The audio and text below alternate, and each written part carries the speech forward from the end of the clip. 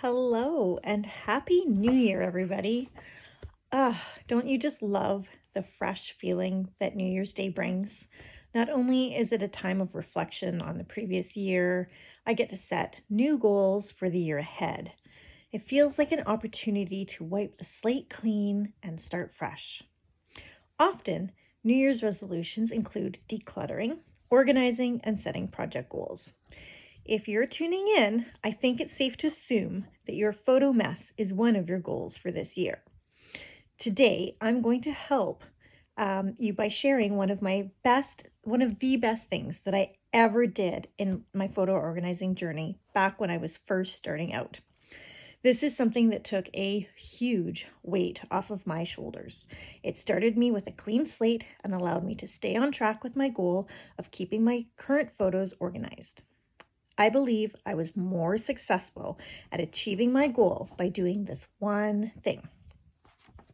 But first, let me tell you about how I came up with this idea. Several years ago, in a leadership course that I took at work, we learned how to work smart with Outlook. Yep, I'm talking about email. And what does email have to do with digital photos? Well, they're both sources of digital clutter. So this tip that I'm going to share with you will help you if you're overwhelmed and you want to tackle your photo mess, but you might just learn how to tackle your email mess as well. So in this course that I took, participants were discussing the hundreds and thousands of emails, we're talking about emails, that we had cluttering up our inbox. And we learned about, rules that we can create to automatically move some of the emails into folders.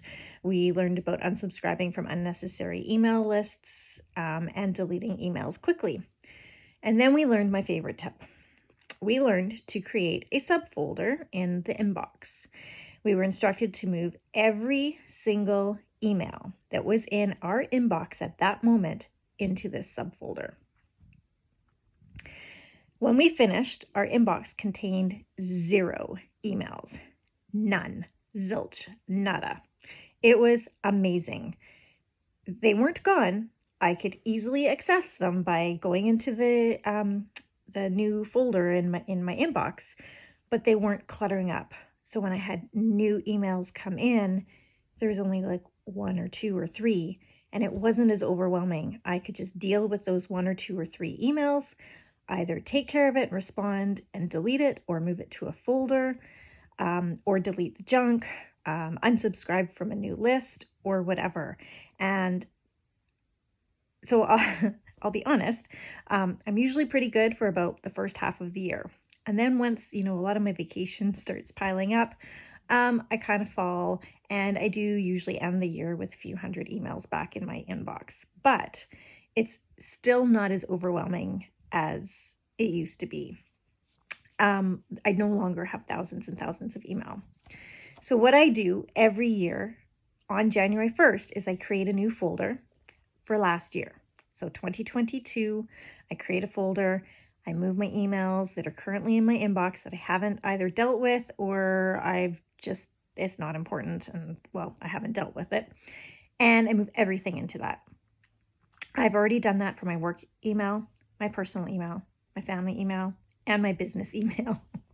And so I've done that for all, was that 4?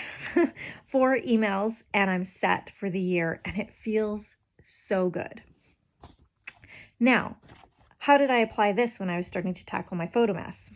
Well, I created a new folder and moved all of my photos from my phone into that folder.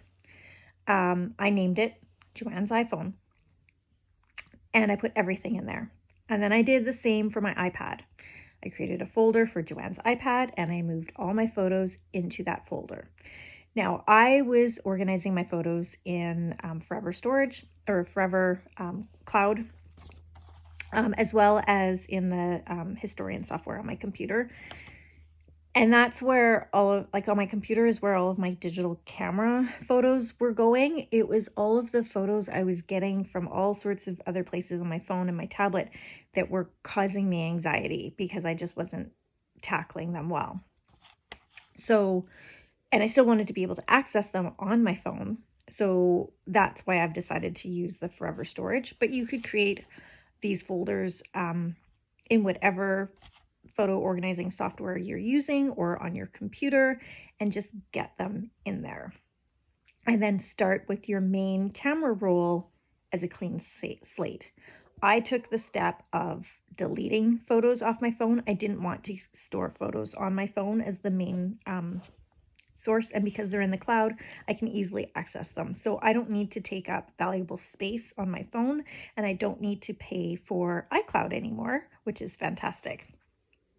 So I created those folders and I moved everything over and deleted everything off my phone. And Apple doesn't bother me about asking for more to pay for more storage. But more than that, I started with a clean slate. And it was wonderful. And it was much easier to manage my current photos, the new photos that I took, when I had so few photos on my phone at any given time. So remember those other email tips, creating rules to automatically move emails into folders, unsubscribing, and deleting things quickly? Well, these actions apply to your photos as well. So I've developed some good habits about deleting duds and uploading my keepers to forever. And it only takes a few minutes, and I feel so much more motivated to do it because it keeps my camera roll so clean. It's never really empty, but very clean. But you still can't forget about those folders that you created, because that's your new junk drawer of photos. In there, you're still going to have to spend time, but you can schedule some time, a few minutes a day, or maybe a half an hour a week, go into those folders, delete things you don't need, and move the keepers into a more permanent home. And you'll watch those folders come down. And eventually you'll be able to delete those folders and it will feel so good. So now, sorry. Now that I'm a photo manager, I still think this is a great strategy if you are overwhelmed by the volume of photos that you have. However, before you jump in and do this, because I know you're excited and you want to just, do this, I have a couple of other tips that I didn't know then, but that will help you, and this process will be even more efficient. So first, delete all your screenshots. I have a video. I will post a link to the video for you to see, but delete all your screenshots. Screenshots are usually something that you see on your phone or your tablet, and you take your screenshot because you want to remember it. It's going to be a website that you saw, a recipe, maybe some travel directions or something, but that's temporary information, and I promise you, you do not need to keep those. You can get rid of them and do it. You'll be amazed at how many screenshots you have on your phone. So delete all of those. Second, you've probably heard me talk about this already if you've seen any of my past videos or tips, and if you're new, I'm going to give you this wonderful little app called Slidebox. It's free for you to download. It works on Apple and Android, and it allows you to break up with your photos really quickly. You can see your full photo, not just a thumbnail, and you swipe left to keep it, and you swipe up if you want to delete it. And so you can very, very quickly, don't spend a lot of time on this, very quickly swipe left to keep it or up to delete it. You can go through hundreds of photos really quickly just by swiping and swiping and swiping. And again, don't overthink it. This is your first pass through, and just delete what is obvious to delete. And if you have to think about it, then keep it. Do that and you will delete hundreds of photos off your camera roll. I promise. You can pay for the app as well, which will eliminate any ads, which if you're going to be going through a ton of photos, I would actually recommend doing that. I don't make any money off of promoting that app. It's just something that I found and I use on a almost daily basis to keep my camera roll clear. and it's fantastic. So I highly recommend that app, and I will post another little video that I had done about that. And so do those steps first, delete your screenshots, and then use slidebox and see how many photos that you were able to delete really quickly. And then create those folders and upload your photos to them. Number one, that's going to keep them safe and in a secondary location if you don't already have something, your photos backed up somewhere. And number two, if you can, take the next step and just delete those off your phone, or put them in another location as a backup, you're going to feel so much, that weight is going to get lifted off your shoulders. You're going to feel so free, and that overwhelm will disappear because you're going to start with a clean slate. It's going to be awesome. So I just wanted to pop on and share this tip so that maybe you too can start with a clean slate with your photos in the new year. And then I can help you organize your photos throughout the year. Develop good habits on how to keep them deleted and uploaded to your favorite cloud storage, or saved securely onto your computer. And those are all things that as a photo manager, I love to help people with. And I'm here to help you throughout the year.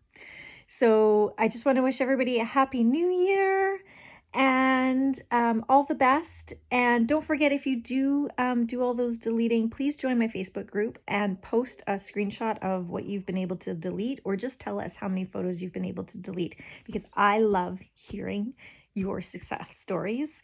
And so does everybody else, because it motivates others to do the same thing. All right. Happy New Year. All the best in 2023. We'll talk to you soon. Thanks.